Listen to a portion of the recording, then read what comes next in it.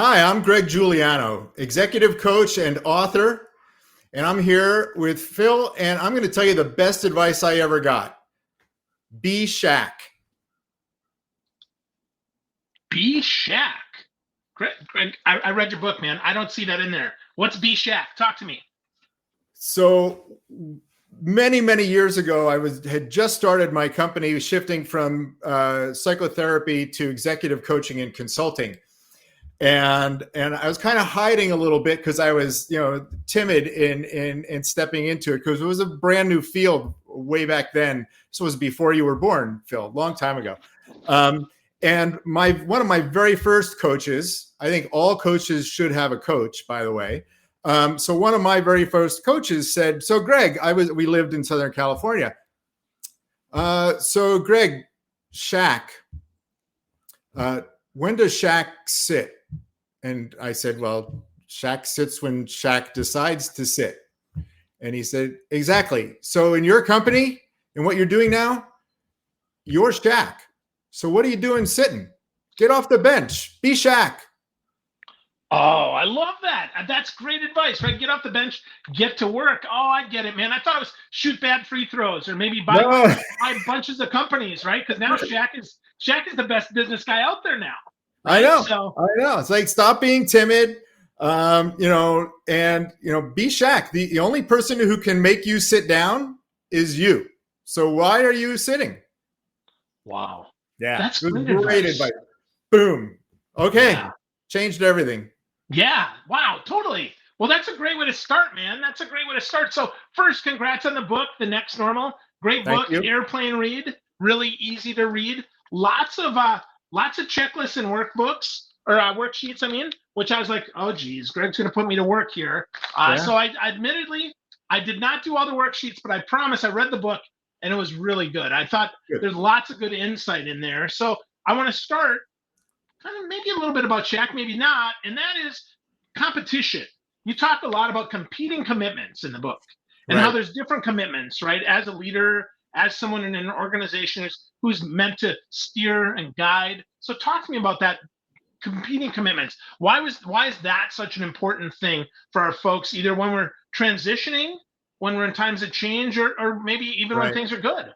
Yeah, it's a fascinating concept. Robert Kagan and one of his colleagues came up with it, and it's basically that we will shake our heads, yes, we want to change, and there's still a voice or an image in our head that is equally as forceful, that is telling us don't change.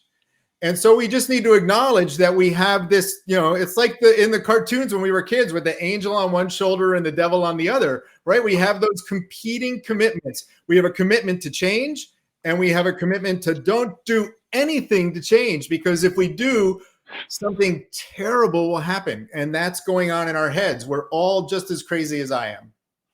Wow. So how does that how does that help us or how does that hurt us when we're moving into this challenging time? I mean, it's not because change is, whether we like it or not, change is going to happen.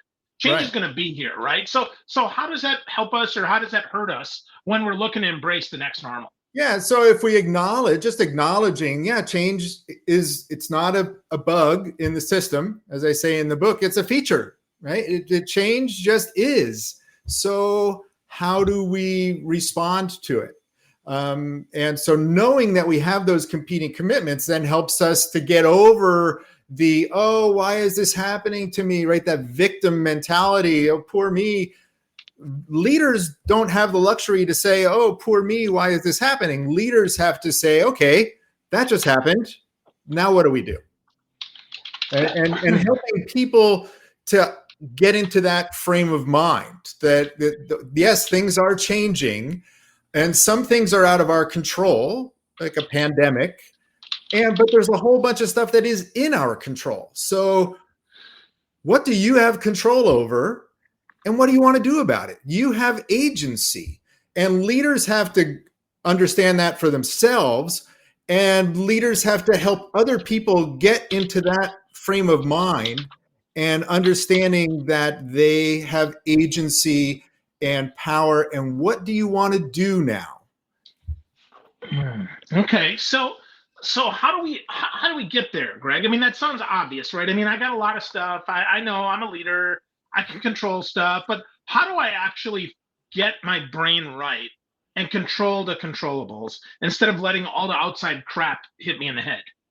Yeah, so I mean, it's a great question because I mean, I have one guy that I coached, and I talk about him in the book, who was addicted to shiny objects. And when things are changing, my God, there's a million shiny objects, and lots of entrepreneurs, same thing. It's like, whoa, I could do that. I could do that. That's what entrepreneurs do. They come up with great ideas.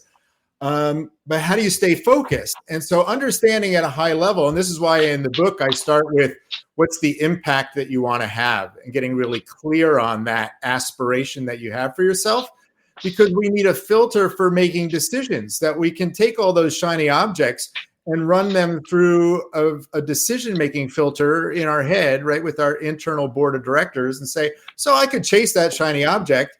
Does it get me where I say I want to be? Ultimately, does it help me achieve my near-term ambition? Does it help my team be successful in the next 90 days or half a year?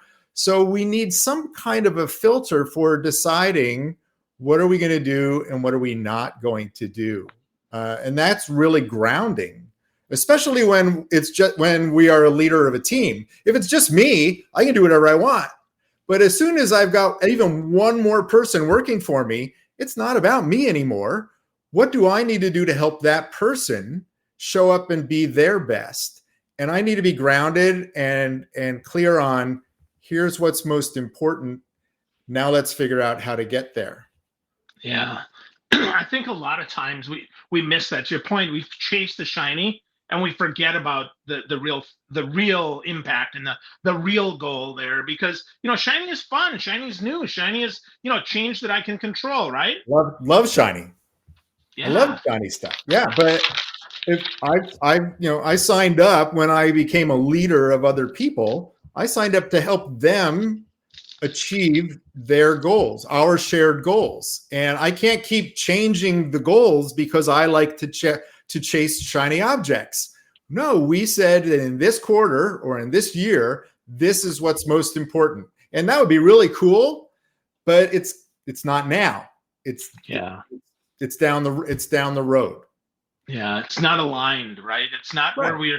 it's not aligned to the big vision there. So with that, you talk on page 29 in your book, you talk about empowerment. You say the ship is seaworthy if it's safe and fit to undertake a sea voyage and weather a variety of conditions. And then you step us through the ABCs there. So talk to us about the ABCs of empowerment, because I think they're super important and I think they help us refocus and get our team back marching in the same direction. Yeah, so ships have to be seaworthy, organizations have to be change-worthy, right? To weather and navigate the seas of constant perpetual change. And I boiled it down to, well, it really is just your ABCs, because there's a lot going on. My job as a leader is to align people. So where are we going? Why are we going there? How are we going to get there? What's your role? What's my role? How are we measuring success? So aligning people around those guiding stars, that when the plan goes, where, that I can remember those guiding stars. If I can't find my boss, I can make a decision that's aligned with our highest intent and with our strategy and with our plan. Even if I can't talk to another human, I can remember those guiding stars that my leader helped shape by remembering that the leader's job is to align people. That's the A.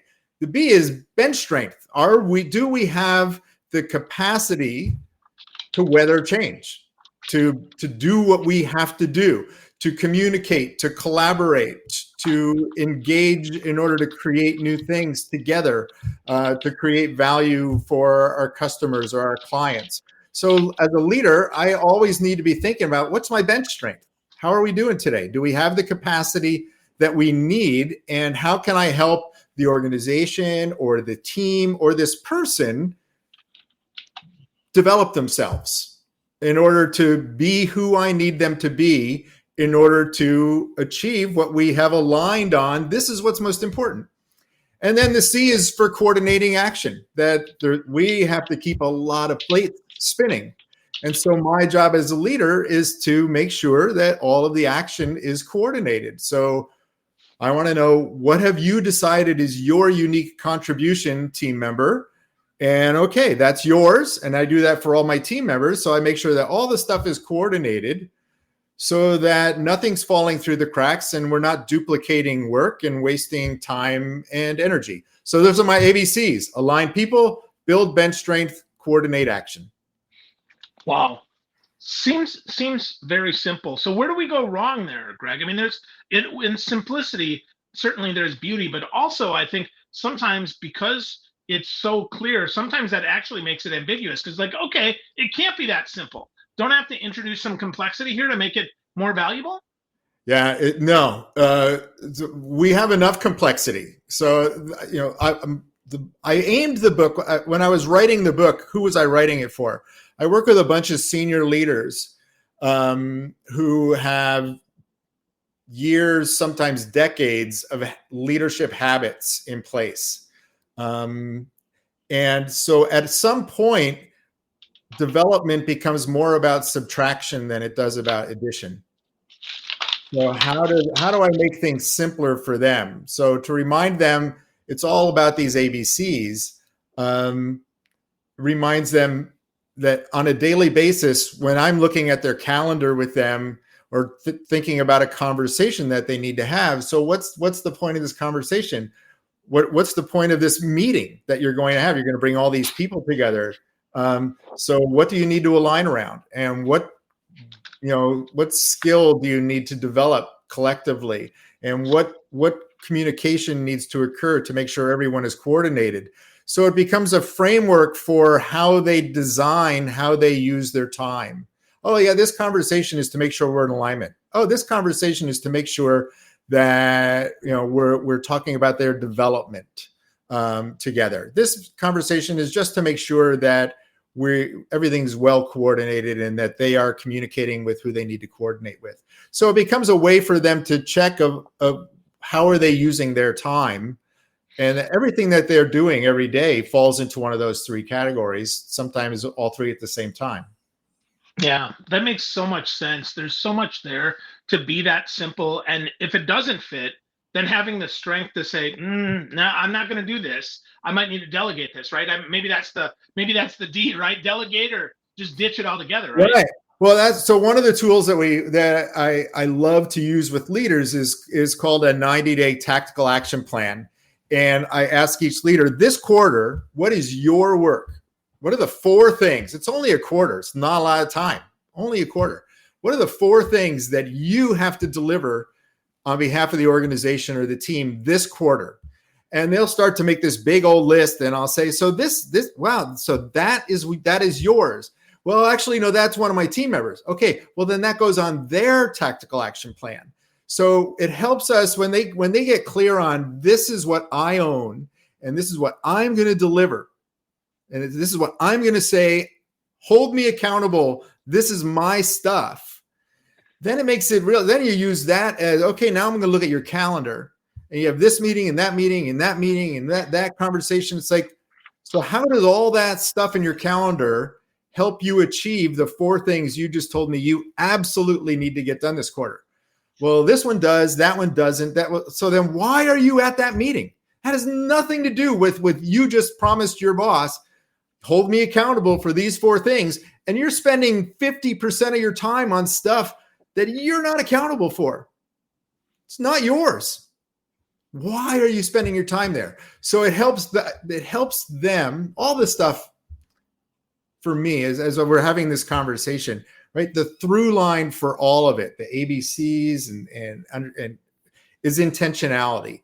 How can we help leaders and just people be more intentional about how and where they invest their time, energy, and resources? That's it. Wow. That's great. So to be more intentional, though, we have to be more aware, right? I think it starts there. And you talk about in the book really clearly about the power of journaling, and about the impact statement. So take us through how a senior leader should be leveraging a journal and why it's so important to them. Right. I mean, you just said it, right? It's about being more self-aware, right? So, and the only way we become more self-aware is to be more reflective. And so we need to take time to go, okay, why do I do what I do the way I do it? And what's the and I, so I use that exercise in the book, the impact statement, to help leaders get clear on their aspiration.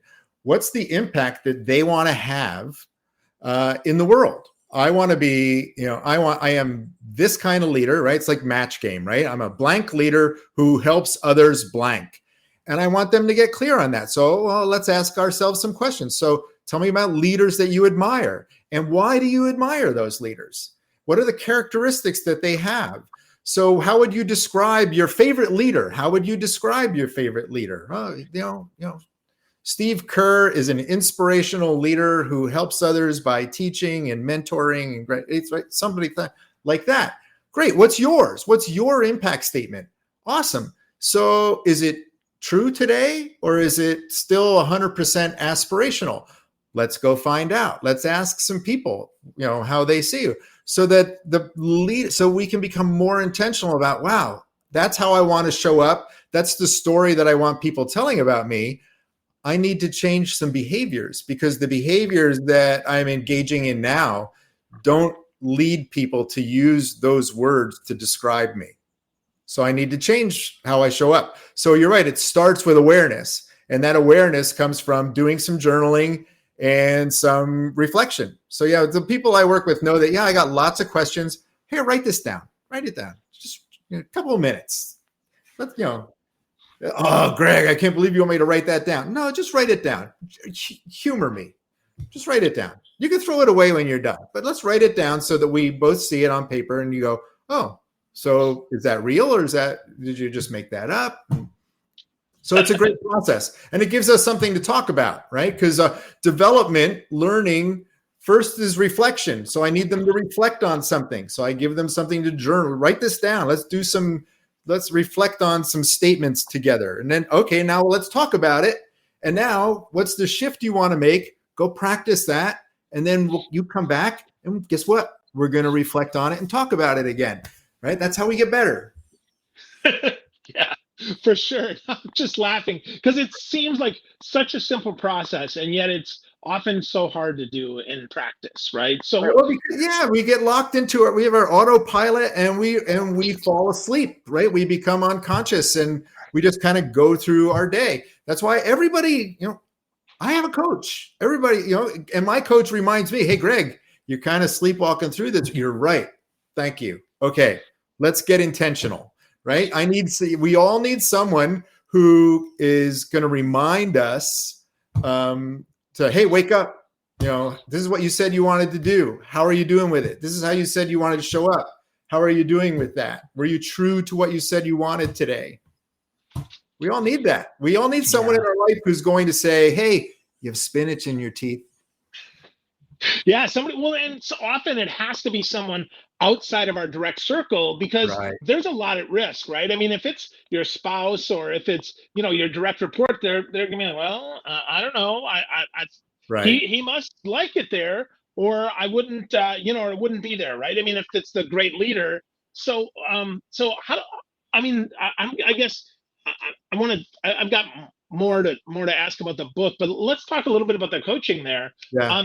How do we know that if someone is the right coach for us, Greg? I mean, how do we do that selection? Is it, because we read their book, or because we get a handle on who they are? Is it because of recommendation? Is it personality? I mean, how does one do that to find someone like you? Yeah, I mean, it definitely comes down to chemistry and what you're trying to achieve with coaching, right? So one of the reasons why I love coaching, a friend who said I was going to retire, and I said, I'm never retiring. 90 years old, prop me up in bed. If somebody wants coaching, I'll coach them. I love it. But it's knowing, what do you want to achieve, right? Coaching is not remedial. It's not fixing something. Coaching is, you're doing pretty good, and a coach could help you accelerate into your success even more. So what do you want to get out of coaching? And then what are the questions that you should be asking of a potential coach? How do you work? What do you try to do when you're a coach? What can I expect? What could I not expect? So it just comes down to an interview and a process, and what are you looking for? And then, do I think that this person could help me achieve what I want to achieve? Cool. That's helpful, right? Because I think some people, as they listen to this, like, oh, okay, I think I might need a coach, but how do I pick that? So that's super helpful, and I appreciate you sharing that. So with that, Yeah. you talk about what do I want to achieve here. You talk about, though, as we get faster and higher up, they're in developing our leadership. The goal is to develop two things. You say team leadership and our human skills. So Right. talk to me about that, because that's so interesting. And often I think leaders sometimes think they have to be an expert in insert job here, when you talk about how it's team leadership and human skills. Right. And that's the thing that holds a lot of people back. They get to a certain level and they hit that wall as a leader. So they get noticed and they get promoted because they're awesome at marketing, or they're awesome at sales, or the fantastic, accountant, finance person. And then all of a sudden they have this team of people. And what do I do? And I think in the book, I tell a story of, I was working with a bunch of CFOs at an organization, and I designed a leadership development program for a lot of their early career high potentials. And so one of the younger people in the group asked one of the CFOs, all these CFOs had agreed to mentor all these 20 somethings in the company. It was fascinating experience. And one of the younger people asked one of the CFOs, so what do I need to learn about finance now in order to, really accelerate up, in my career? And the CFO said, without skipping a beat, you don't need to learn one more thing about finance. I spend maybe 10% of my time looking at spreadsheets. 90% of my time is taking care of people.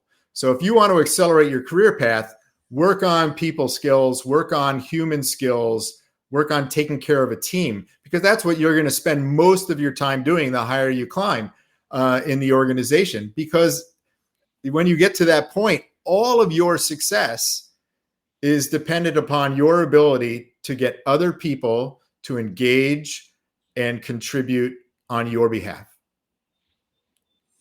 And so your subject matter expertise, or whether you run marketing or finance, that's really nice. I love that you still know everything there is to know about marketing, but you've got these 15 people or so sitting here, and your job is to help them shape their work and be their best. That's all. That's amazing, and so important, and so often overlooked. So I'm glad that you wrote that. It's super, super in there. I dig that. I've got just a couple more questions here, Greg, before we wrap up. One of the things that you also say in the book on page 93, you talk about coaching the person instead of the problem. And I have to say, out of all the things that you've said in the book, and I really enjoyed the book, that one resonated with me the most. That one just, to me, it just intrinsically makes sense. So can you tell us more about that? Yeah. Well, don't you love solving problems? Sure. Yeah. With my wife all the time. That's I why know. she yells at me. Yeah. Yeah. I'm sure that works out well for you. No. Right. Yeah. So yeah, we are addicted to solving problems. And so when people come in, one of my directs comes in, I might think mistakenly that my job is to solve their problem for them. And that's not coaching. Coaching is recognizing they could solve that problem. Now I'm going to help them think it through, and I'm going to coach them and not coach to solve the problem, because it's not my job to solve the problem, because it's their problem. It's not my problem. So I am not there as a coach to be Lieutenant Columbo. If you're old enough to remember Lieutenant Columbo, one more thing, if I get enough clues, I can solve your problem for me. And aren't I awesome? That is not my job as the leader. My job as a leader or a coach is to get it out of your head. You know this. So what are you trying to achieve? Okay, well, what have you tried? Or what do you think is in the way? So what do you think your options are? right? Oh, okay. So which one do you think is best? Okay. Well, what do you want to do? When are you going to do it? It's not rocket science. It's overcoming our addiction to being the awesome problem solver and the guy, and or the gal. It's not. If I'm a leader and I'm a coach, it is not my job to solve your problem. It's to coach you to solve your problem. Yeah. One of my friends, Raj Steady, said to me once when I was struggling with stuff, he said, Phil, coach yourself. And, and that stuck with me. That was probably 10 or 15 years ago. I was stuck and Raj said, coach yourself. And then I read you said it. I'm like, that's exactly it. Like, that's the key, right? If we can get the heck out of our own way, Yeah. right? And we can really embrace the fact that I've got the solution. If I'm an executive leader, right? You've got the solution. Yeah. Like, just slow down, right? Back up. Instead of being right here, like, back up and let's look at that and see, like, what are the options? What have you done? What's yet to be done, right? What do I really want to accomplish? And I think that also comes back to your ABCs, which is super important, right? Aligning the people. Okay, well, if you're the right person, you can solve this problem, right? Build bench strength. Who else you got on your team? Who else could help you with this? And then coordinate action. Well, let's go, right? Let's go. Do I got it? You got it. Awesome. Cool. All right, good. Good. Cool. All right. Well, so last question here before we wrap up here, Greg. You talk about the tactical action plan, which we went really strategic there, but let's go a little bit more tactical here, because I think, a lot of people, they want to get started, right? They want to get doing this. So talk about your TAP and how that's effective and why that's important. It's in the book and wow, good stuff. So talk about that. Yeah, and if any, I'll send you a copy, the template. It's a fillable PDF. Anybody who's connected to you, give it to them. Anybody wants to email me, greg@greggiuliano.com. I'll send them a copy of the TAP. But it's a wonderful personal alignment tool. I want to know, what are the 4 things that you have to get done in the next 90 days that are yours. If you don't do it, there's no one else in the company owns it and is going to get it done. So that then you can figure out for yourself, okay, well then here are the things I need to do to achieve those 4 things. And I also want to know on your TAP, so what do you need to get better at in order to deliver those 4 things? So that you put those development goals on your TAP too. So that when you look at that and I have the folks that I coach every Monday, pull up your TAP, look at it, look at your calendar for the week.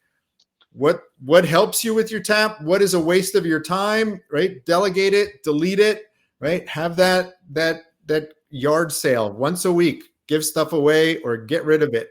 And then look at your TAP. And then what are you going to practice in terms of development this week? So that every quarter, you're seeing that you are focusing on the stuff that is most important. It's only yours, right? It's your work. If you don't do it, ain't nobody else going to do it.